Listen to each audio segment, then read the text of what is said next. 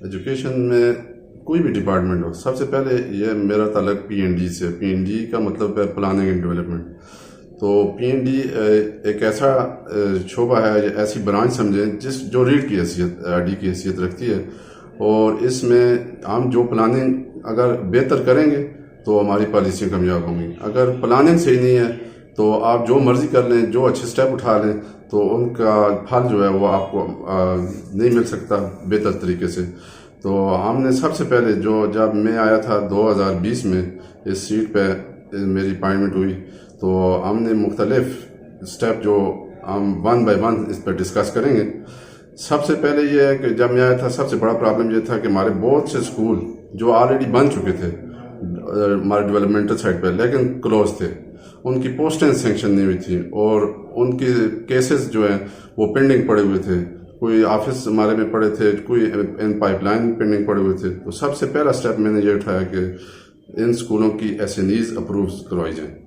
तो उसमें अल्हम्दुलिल्लाह मैं कामयाब हुआ और मैंने 1 साल के पीरियड के अंदर जो स्कूल फंक्शनलाइज किए हैं उसको मैं बाई नेम आपको बता सकता हूँ, जिसमें GHSS हायर सेकेंडरी स्कूल कोकुल बरसीन है, हायर सेकेंडरी स्कूल बोदला जो एक अरसे से जिनकी बिल्डिंग्स बनी हुई थी, higher secondary school Mori Bidban, high school Kangar Mehra, high school इसी तरह हमारा था सरीला, और ये हमारी वो मिडिल स्कूल सलियोट। ये एक अरसे से हमारी इनकी बिल्डिंग बने हुए हैंड ओवर हुए 2-3 साल गुजर गए थे, लेकिन ये हमारे बच्चों को दर बदर वो घूम बेचारे ठोकरें खा रहे थे और इनको ये फैसिलिटी स्कूल जो है अब इंशाल्लाह फंक्शनलाइज हो चुके हैं। और 2021 में इनकी हायर सेकेंडरी में और मिडल और हाई स्कूलों में इनकी क्लासेस स्टार्ट हो जाएंगी और स्टाफ पहुंच चुका है इन स्कूलों में। और हमने ऑर्डर भी कर दिए, सेक्रेटरीट और डायरेक्टरेट ने भी यहाँ के जो SS पोस्टें थी SST की थी उनके ऑलरेडी ट्रांसफ़र ऑर्डर हो चुके हैं और इंशाल्लाह ये 2021 से ये फंक्शनलाइज रेगुलरली हो जाएंगे। दूसरा स्टेप हमारा जो था कंडीशनल ग्रांट, जो पहले किसी प्लानिंग के तहत वो नहीं लगाई जाती थी। एक स्कूल में पहले से एक ग्रांट पड़ी है, ऊपर से दूसरी मिल गई, वो पैसे उनके अकाउंटों में एक बरस से पड़े हुए थे, जबकि जिन स्कूलों को ज़रूरत थी उनको कोई नहीं दे रहा, किसी को नहीं मिली। तो सबसे पहले हमने स्क्रीन आउट किया पूरे डिस्ट्रिक्ट में कि किन स्कूलों में कौन सी बेसिक फैसिलिटीज़ की कमी है।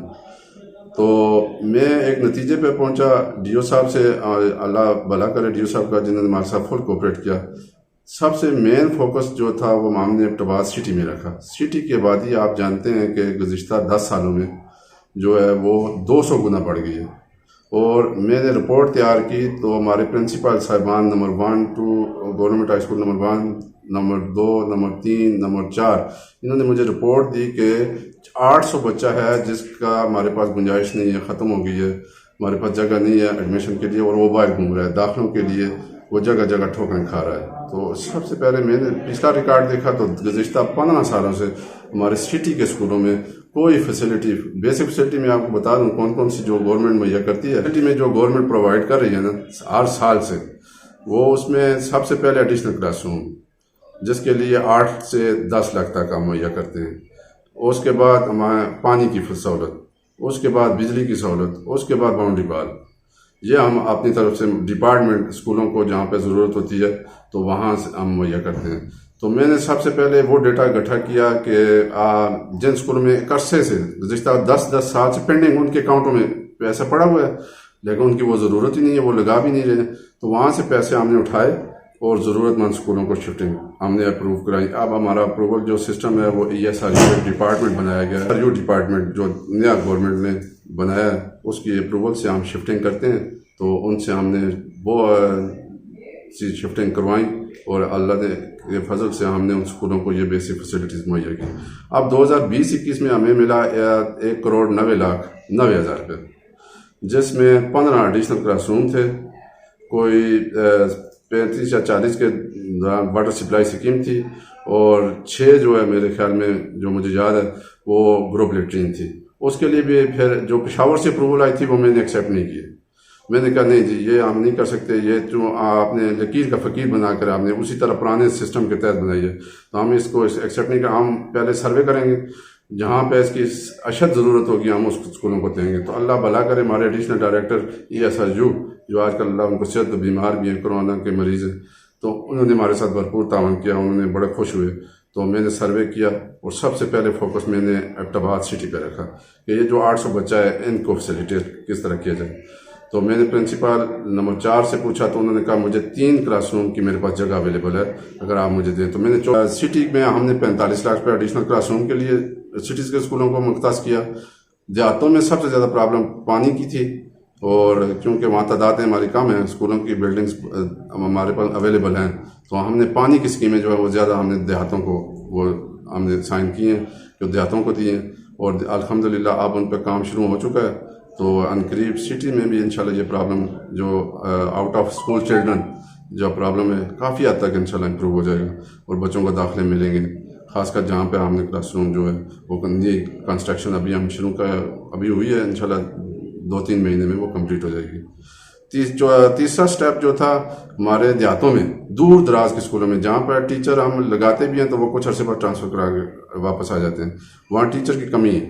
तो इस दफ़ा गवर्नमेंट ने एक बहुत बड़ा इनिशिएटिव लिया है कि वहाँ PTC की मद में उनको हमने टीचर की तनख्वाह भेजी है कि वो अपनी मर्जी से PTC की मशावरत से मकामी तौर पर एक नौजवान हायर कर लें, जितनी टीचर उनको चाहिए उनकी तनख्वाह हमने उनके PTC अकाउंटों में शिफ्ट कर दिया है 1 साल की।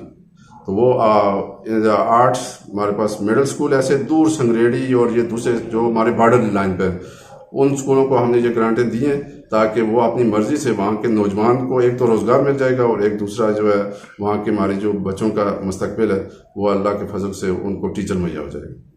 चौथा स्टेप हमारा जो है क्लोज स्कूल जो थे, जो एक अरसे से पहले एनरोलमेंट कम होने की वजह से क्लोज हो गए थे, वो मैंने आते ही अल्लाह के फजल से मैंने उनको रीओपन किया है। अल्हम्दुलिल्लाह अब वो फंक्शनलाइज हैं।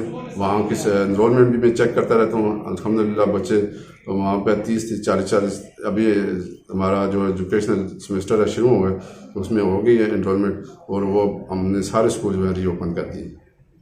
ये हमारी प्लानिंग का जो मेन इनिशिएटिव थे 1 साल में वो हमने स्टेप उठाए हैं। इसमें हमारे DO साहब ने, हमारे डायरेक्टर साहब ने, एडिशनल डायरेक्टर साहब, उन्होंने भरपूर ताउन किया हमारे साथ, और एबटाबाद में हमने कोशिश की है कि इन मसाइल पे हम काबू इंशाल्लाह पा लेंगे। अब मज़ीद जो कमी पेशी है वो भी इंशाल्लाह हम इसको इम्प्रूव कर लेंगे।